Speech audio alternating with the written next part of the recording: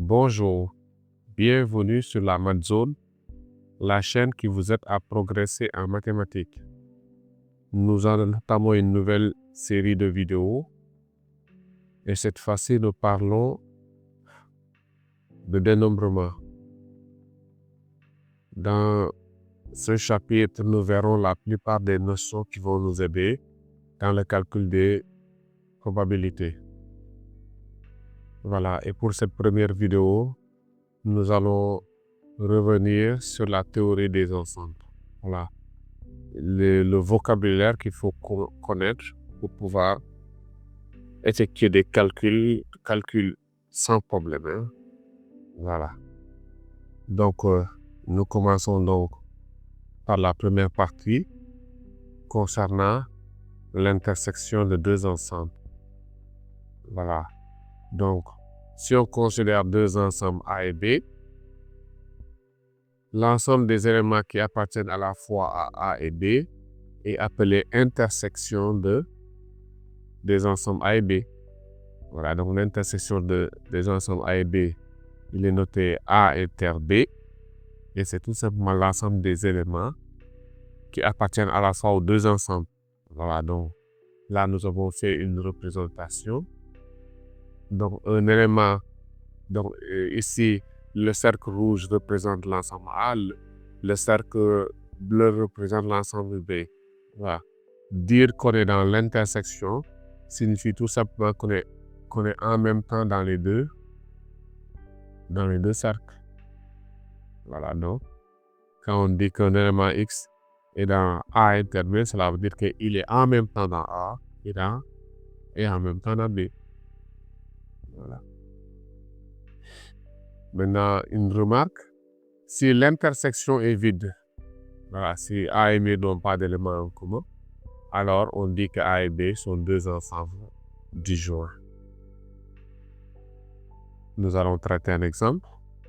On nous donne l'ensemble A qui est formé des lettres G, A, L, S, E et N. Et B, l'ensemble formé des lettres M, A, T, H et S. On nous demande de donner l'intersection de A et B. Donc, il suffit juste de voir les éléments en commun. On voit que la lettre A apparaît dans les deux ensembles. La lettre S apparaît dans les deux ensembles. Voilà. Donc là, nous pouvons dire que A inter B, c'est tout simplement l'ensemble constitué des lettres A et S. Donc, l'ensemble des éléments qu'ils ont en commun.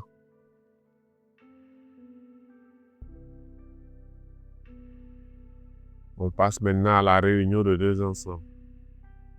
Si nous avons deux ensembles A et B, donc la réunion des ensembles des éléments, l'ensemble des éléments qui appartiennent à A ou à B est appelé réunion de A et B. Voilà, donc pour illustrer, donc ici nous avons deux cercles, le cercle rouge noté A et le cercle bleu noté B. Donc être dans la réunion, qu'est-ce que ça signifie? On est seulement dans A, ou bien on est seulement dans B, ou bien on est dans les deux ensemble. Voilà. Donc, X appartient à A union B, signifie que X est dans A ou dans B. Attention au OU.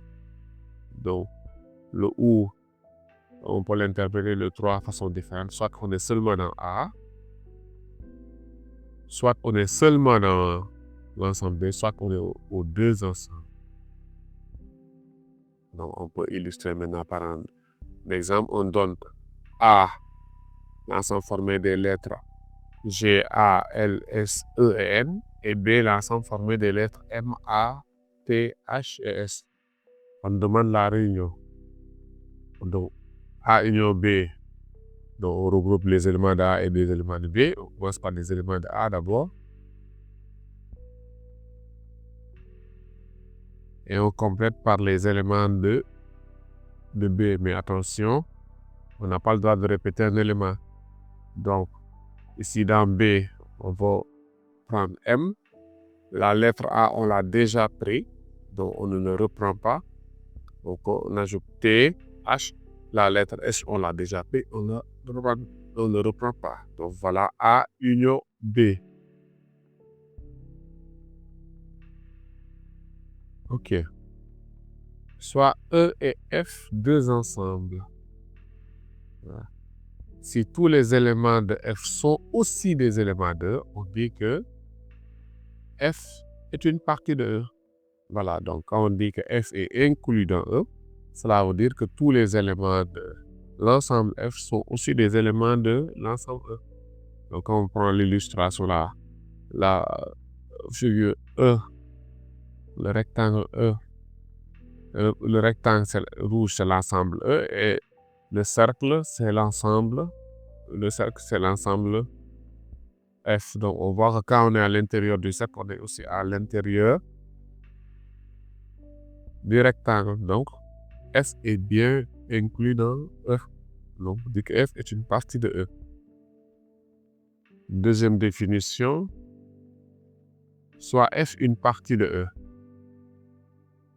Le complémentaire de F dans E, c'est l'ensemble des éléments de E qui n'appartiennent pas à grand F. Donc le complémentaire de F de E, c'est tout simplement l'ensemble des éléments de E qui ne sont pas dans S. Et le complémentaire de S est noté F bar. Voilà. Donc quand on prend l'ensemble E de tout à l'heure, le rectangle rouge, donc on peut citer deux parties. Les éléments qui sont dans l'ensemble F, c'est-à-dire les éléments qui sont dans le cercle, et les éléments qui ne sont pas dans le cercle. Voilà, donc si F, c'est l'ensemble des éléments qui sont à l'intérieur du cercle, donc le complémentaire de F dans E, c'est l'ensemble des éléments qui ne sont pas dans le cercle. Et on note F bar, donc c'est la partie assurée F bar. Okay. Voilà, et une dernière définition, ou bien c'est une notation. L'ensemble de toutes les parties de S est noté P de E. Donc quand vous voyez P de E, sachez que c'est l'ensemble est constitué de toutes les parties de E. On reviendra sur ça dans l'exemple. Voilà. Exemple, on donne E l'ensemble des chiffres de 0 à 9 et F l'ensemble des chiffres impairs. Donc, on demande maintenant, est-ce que l'ensemble F est inclus dans E? C'est une évidence. Parce que là, on voit que 1, c'est un élément de F, il est aussi dans grand E. 3 est un élément de S et aussi dans grand E. L'élément 5 de F est aussi dans E. L'élément 7 est aussi dans E. L'élément 9 est aussi dans E. Tous les éléments de grand F sont aussi des éléments de E. Donc, grand F est inclus dans E. Bien, grand F est une partie de E. Ça, la notion de partie. Maintenant, on demande de donner F bar. Donc, F bar, c'est tout simplement l'ensemble des éléments de E qui ne sont pas dans S. Donc, puisque F, c'est l'ensemble des chiffres impairs, F bar, c'est l'ensemble des chiffres pairs. On va citer 0, 2, 4, 6 et 8. Donc, voilà F bar. Deuxième question. On nous donne cette fois-ci un ensemble constitué des lettres A, B, C et on nous demande l'ensemble de toutes les parties de E. Ok. Voilà. Donc, l'ensemble de toutes les... On commence par citer l'ensemble vide. L'ensemble vide, c'est une partie de E. C'est la partie de E qui n'a aucun élément. Ok. Donc maintenant, on va citer les singletons de E, c'est-à-dire les éléments les ensembles qui ne sont constitués que d'un seul élément. Donc, l'ensemble constitué seulement de la lettre A est une partie de E.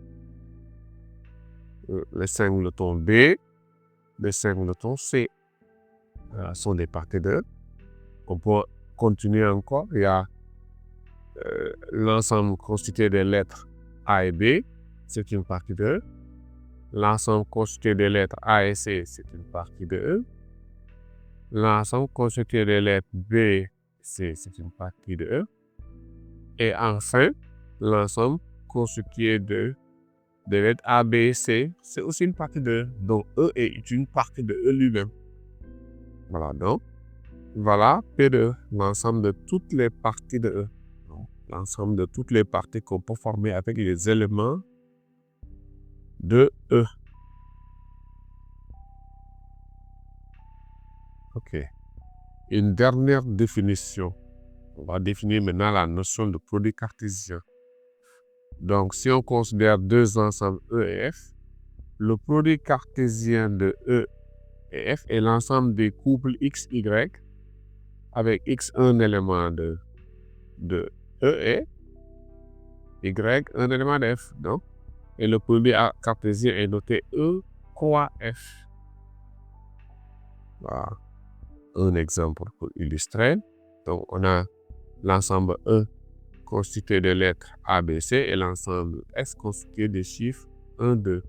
Donc, E croix F, c'est l'ensemble de tous les couples qu'on peut former. Hein? Donc là, on peut par exemple dire le couple A1, il y a le couple A2, on peut aussi former le couple B1, on peut aussi former le couple B2, on peut avoir le couple C1, on peut avoir le couple C2.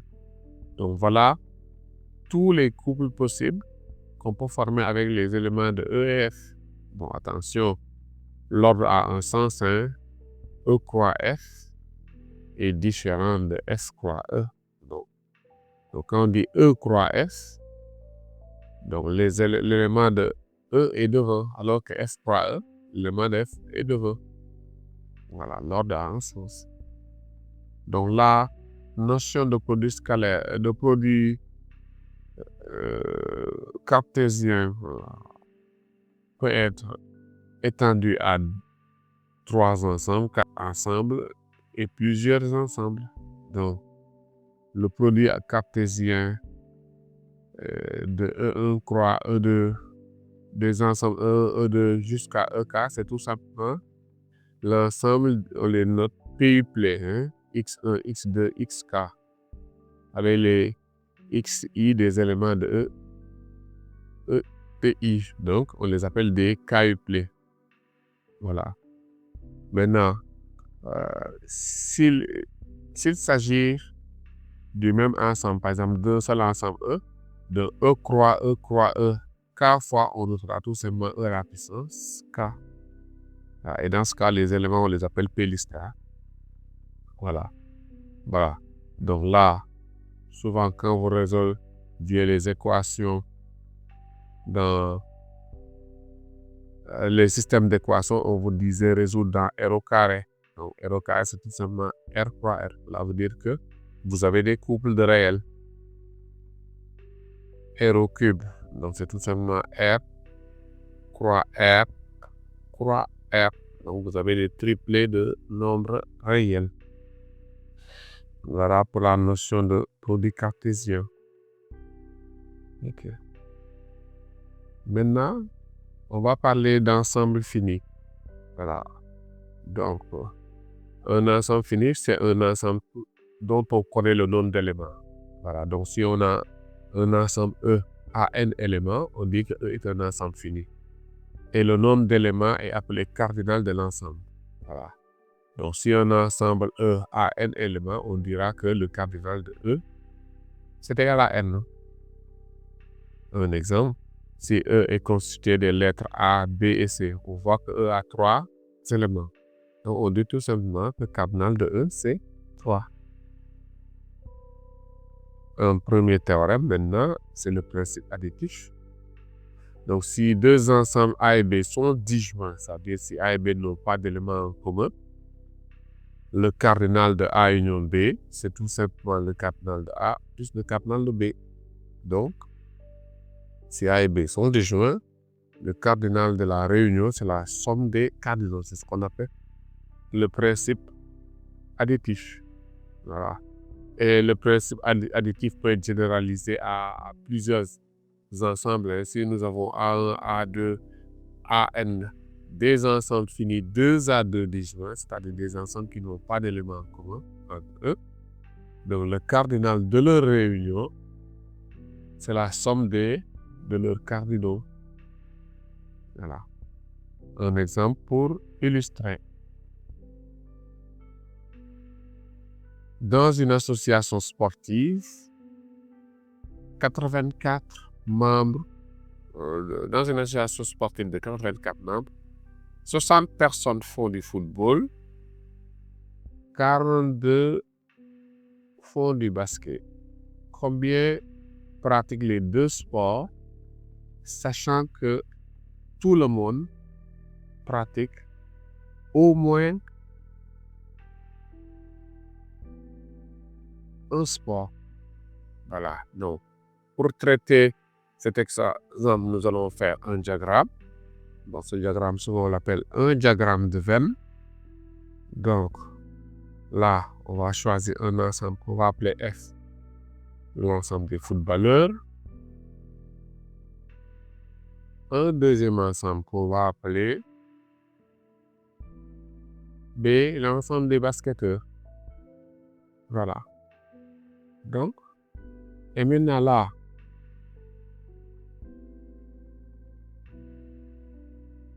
donc, il y a 3 catégories de personnes. Hein. Donc là, il y a des personnes qui font les deux sports. Donc, des personnes qui font basket et football. Bon, on va dire soit X le nombre de personnes qui font basket et football.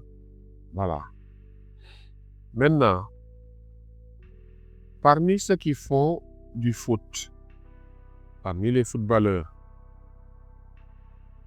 il y en a qui font que du football, c'est-à-dire ils ne font pas du basket. Voilà. Donc là, puisqu'on nous a dit qu'il y a 60 personnes qui font du football, et nous avons appelé X le nombre de personnes qui font du football et du basket. Donc là, pour connaître le nombre de personnes qui font du football seulement, il suffit de faire 60 moins X. De l'autre côté, parmi les basketteurs, il y a 2 catégories de personnes. Les personnes qui ne font que du basket et les personnes qui font basket et foot. Voilà. Dans l'énoncé de l'exercice, on nous a dit que 42 personnes font du basket. Voilà. Donc, si nous savons qu'il y en a X qui font aussi du football, donc pour connaître le nombre de personnes qui ne font que du basket, on fait 42 moins X. Voilà. Nous avons subdivisé notre ensemble de sportifs en 3 ensembles. Voilà. Ceux qui font du sport, alors, si j'appelle F1, bon, je l'appelle quoi? E1. Les basketteurs, ceux qui font du basket, les footballeurs du football, ceux qui font du foot seulement, football seulement.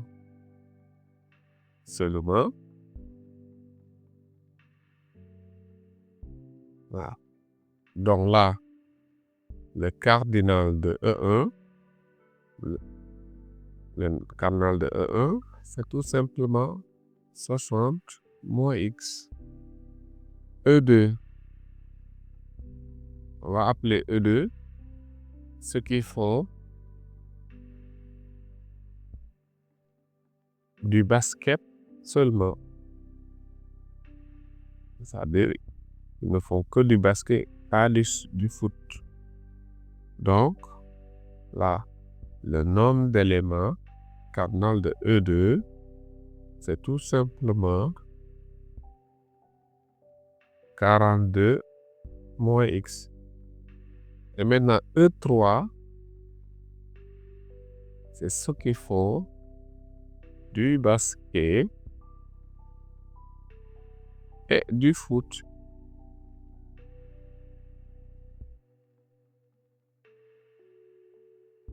Voilà, donc, le cardinal là, c'est ce que nous cherchons, ce qui font les deux sports, on l'a appelé X. Voilà. Il y a une information qui est venue. Et dans l'énoncé, on nous a dit que tout le monde pratique au moins du sport. Donc, qu'est-ce que ça signifie? Donc, ça veut dire que si nous prenons le cardinal de E1 plus le cardinal de E2 plus le cardinal de E3, on obtient tous les membres de l'association. Donc, on a dit que l'association comporte 84 membres et chaque membre fait au moins du sport. Donc, quand on fait la somme de ces 3 cardinaux, on doit avoir 84 et ces ensembles aussi sont disjoints.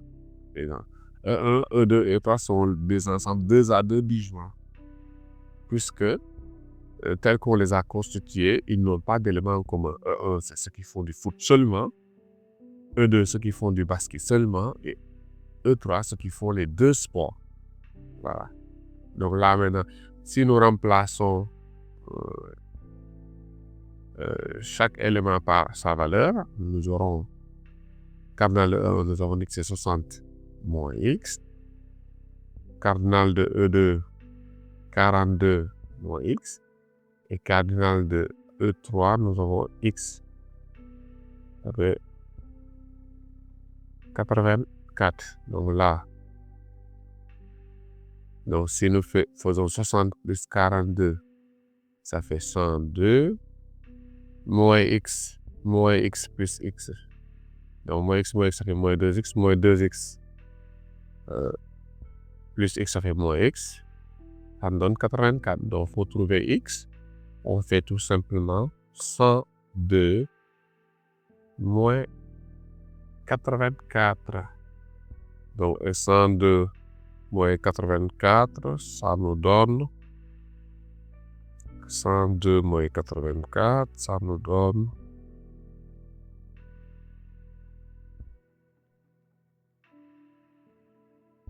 je prends une calculatrice. 102 moins 84, ça me donne 18. X égale à 18. Donc, 18 personnes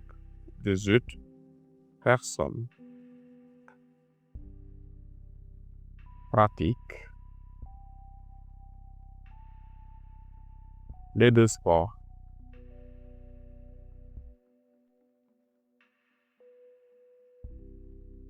Ok. Voilà. Bon, maintenant, il y a une conséquence de ce théorème. Il y a une conséquence de ce théorème. Voilà. Donc, tout à l'heure, nous avons dit que quand deux ensembles A et B sont disjoints, le cardinal de A union B est égal au cardinal de A plus le cardinal de B. Bon, maintenant, de façon générale, si on a A et B, deux ensembles quelconques, le cardinal de A union B, c'est tout simplement le cardinal de A plus le cardinal de B, moins le cardinal de A inter B. Voilà. Et cette formule-là, elle est plus générale que celle que nous avons utilisée tout à l'heure. Donc, si je reviens dans l'exemple de tout à l'heure, l'exemple concernant les sportifs. Donc là, ici, si on appelle F l'ensemble des footballeurs et B l'ensemble des basketteurs. Donc nous cherchons l'intersection F inter B. Voilà. Si nous appliquons la formule, donc cardinal de F union B, c'est tout simplement cardinal de F plus cardinal de B moins cardinal de F inter B. Donc F union B, c'est l'ensemble des personnes qui font du foot ou du basket. Donc, là, puisqu'on nous a dit au moins 84 personnes, il y a 84 personnes dans l'association et chacun fait au moins un sport. Donc, ça veut dire que le cardinal de F Union B, c'est 84. Donc, dans F Union B, on trouve ceux qui font au moins un sport, un des deux sports. Cardinal de F, c'est l'ensemble des personnes qui font le football. Ils sont au nombre de 60.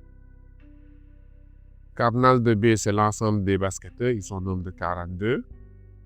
Cardinal de A inter B, c'est l'ensemble des éléments qui se font du football et du basket. Donc, c'est ce que nous cherchons. Donc là, si on transpose cardinal de F inter B, c'est tout simplement 60 plus 42 moins 84. Et là, on trouve 18 comme tout à l'heure. Voilà. Donc, c'est la formule là qui est plus générale. Hein? Et à mon avis, c'est la formule qui est plus facile à utiliser. Cardinal de A union B, c'est cardinal de A plus cardinal de B moins cardinal de A inter B. On termine cette vidéo maintenant par un dernier principe, le principe multiplicatif. Donc là, le principe multiplicatif nous dit que si deux ensembles A et B sont finis, alors le cardinal du produit cartésien A croix B, et c'est le produit des cardinaux, c'est cardinal de A multiplié par cardinal de B. Et on peut généraliser à plusieurs ensembles. Donc, cardinal du produit cartésien A1 croix A2 croix A1, c'est le produit de leurs cardinaux. Cardinal de A1 par cardinal de A2 jusqu'au produit par cardinal de AM. Voilà un exemple. Un restaurant propose un menu où vous pouvez composer votre propre plat. Il y a 3 entrées, 4 choix de plats principaux et 2 choix de dessert. Combien de repas différents vous pouvez composer en choisissant une entrée, un plat principal et un dessert? Donc là, si nous avons bien lu l'énoncé, un repas est tout simplement composé d'une entrée,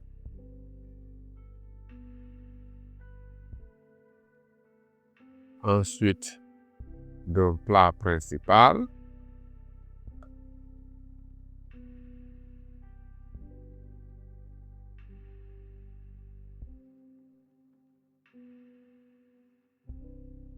et d'un dessert. Voilà.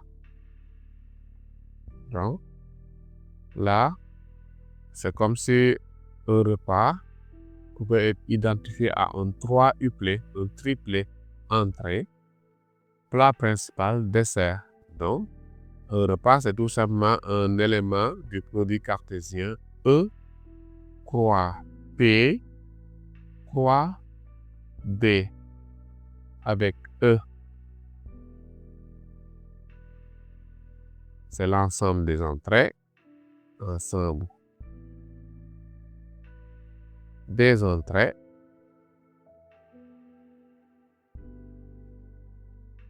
P, l'ensemble des plats principaux,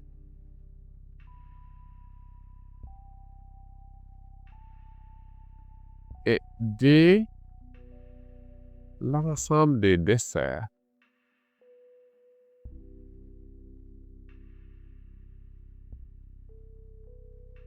Ok. Voilà, donc, on vient de dire qu'un repas, c'est tout simplement un élément du produit cartésien E croix P croix D. Donc, pour connaître le nombre de repas possibles, il suffit de calculer le cardinal du produit cartésien. Le nombre de repas possibles,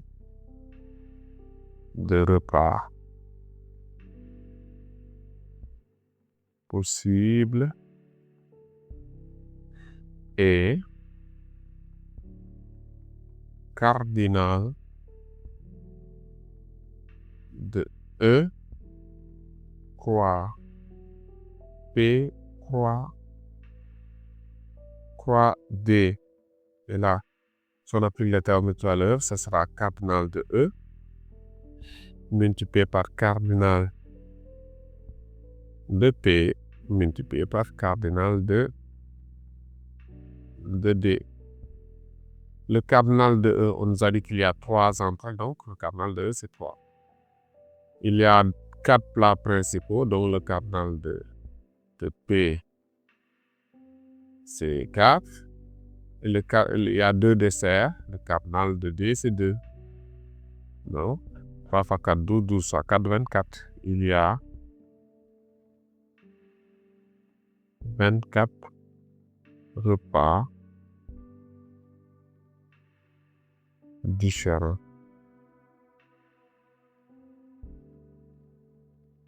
Il y a 24 repas différents. Ok. Bon, maintenant, pour cet exercice-là, je vais ajouter un petit bonus. Souvent, on fait un schéma comme ça.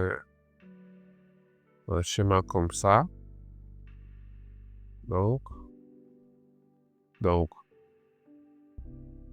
R. Donc, d'abord les E, les entrées,